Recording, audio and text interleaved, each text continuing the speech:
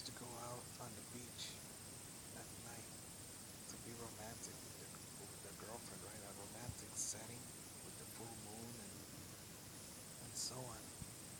In the water, in the waves. I mean, it was too cold to really go swimming. Besides, I don't know if shark come out and eat at night. Anyway, we used to walk and park the car, and then, yes, I think it was only like $1 or something like that, maybe $2.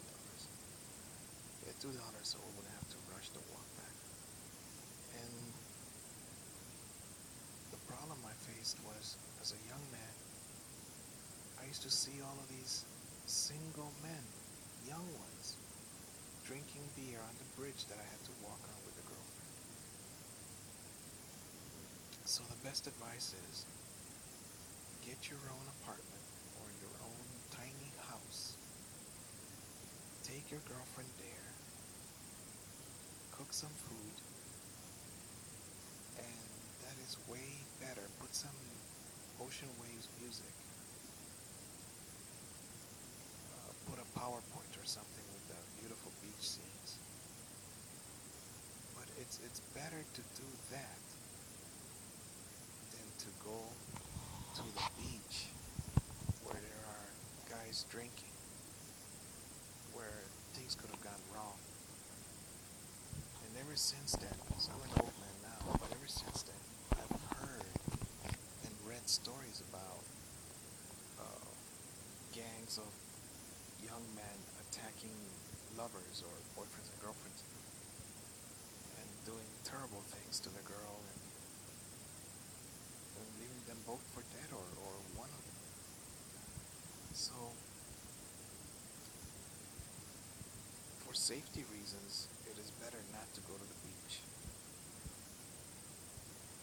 Again, also the homeless, they appear to live on the beach area. I think they think like I do. um, there are more stores, more people walking over there. If they live in a residential area like all of these houses around here, um, you could stand out there all day long and not see anybody that you could ask to give you a sandwich or $2 for food. So at the beach, you could actually run into somebody. You could, God willing, they give you some cash or food. All right, so that's the end of the valet. Oh no, so I was gonna tell you the valet. What he used to do at the end of the day, he used to go home at 7 o'clock, and it was getting dark.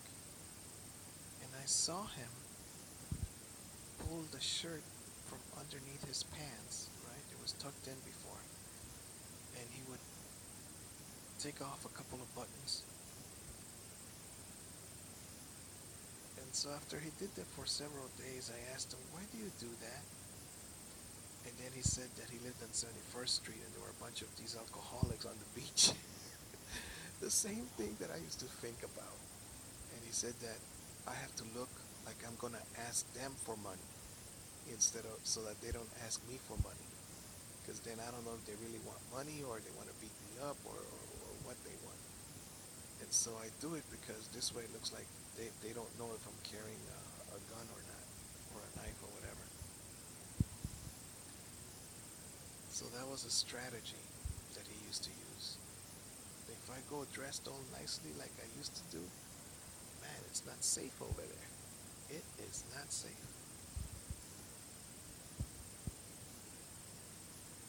So I'm not the only one that thinks about these things.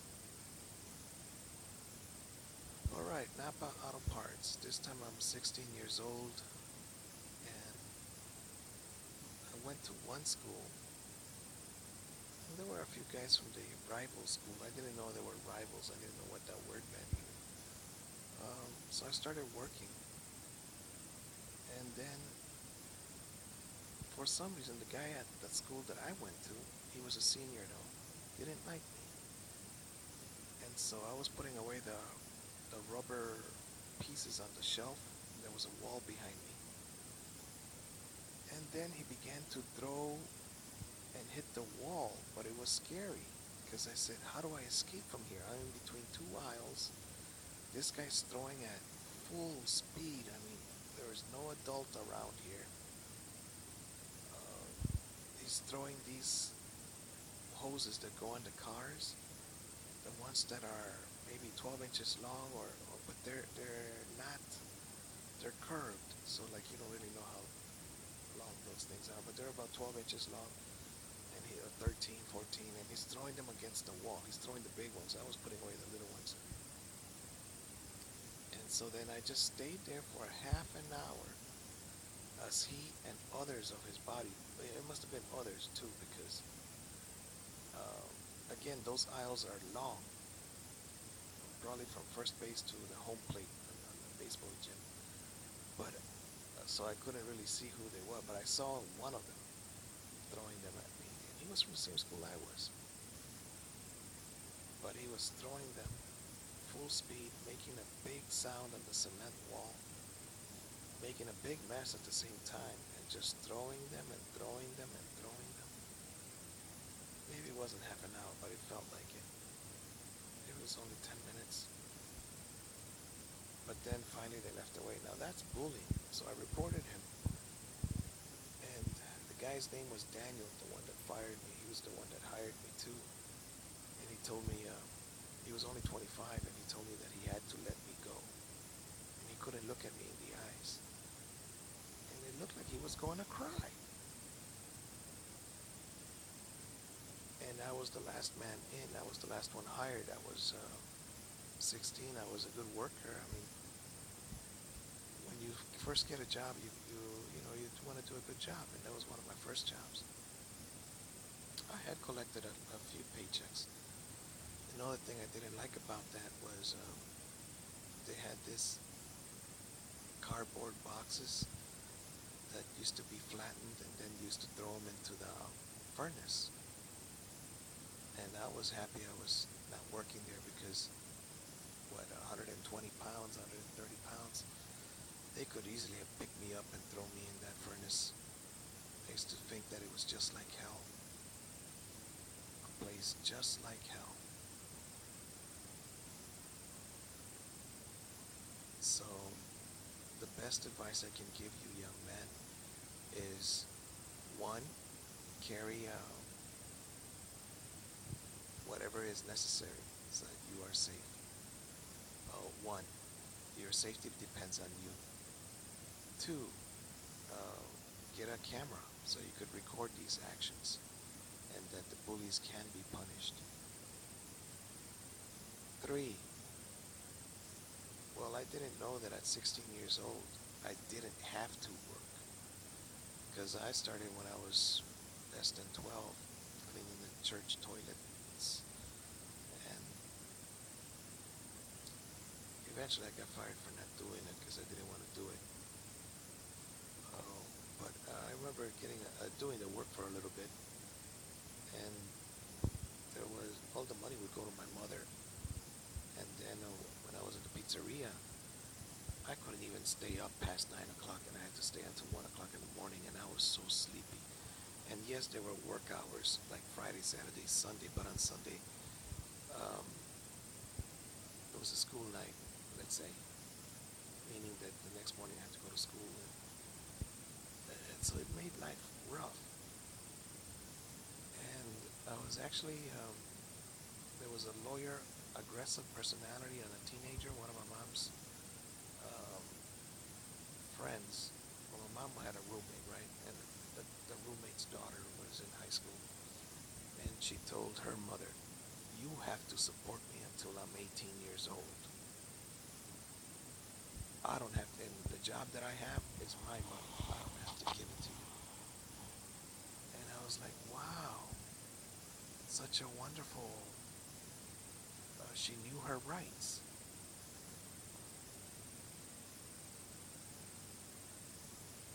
However, if you would call the police, I know that judges can take away your car or your house or things like that.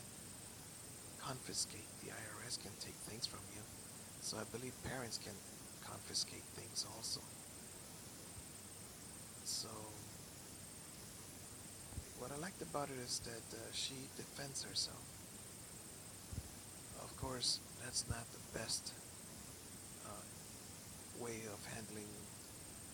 Maybe that is the best way of handling an aggressive parent, but that might not be the best way of handling a decent parent like myself. So it's a weird world. What to do? Uh, the best advice I can tell you is to live alone and have a way of making money. Earn your living. You can work in a cafeteria if you're young. Lift some weight so you'll be strong enough to lift the food trays. However, that job is only 9 months a year. So if you lived in a tiny house, you could possibly save enough money for the 3 months that you need to basically around here not even have a job for those 3 months. It's difficult. Um, yeah, life is difficult. Oh, it's only difficult because family and relatives don't help out, and friends. Um, I never had that many. Um, but then again, I don't help out anybody anyway, so I guess they don't help me out. I don't help them out. They don't know my problems. I don't know their problems. Um, Friends is a very good word because it could include the whole world, even people you barely know. Um, However, yeah, churches, to me, churches, when I used to go, I used to hear my mother just say bad things about everybody that was there. Oh, that one got pregnant. She's only 14. Just talking bad about every single person that was in there. And of course, she used to sit in the front row, and her ego was very, I would say she had a bad ego. What is it? Ego problem. But then she grew up where the society respected her for being the daughter of so and so. And that was rewarded. But in a big city, that doesn't count. Nobody knows who you are. Yes, she was the president of this organization and of that organization, but it meant nothing to me because you could be king of the world,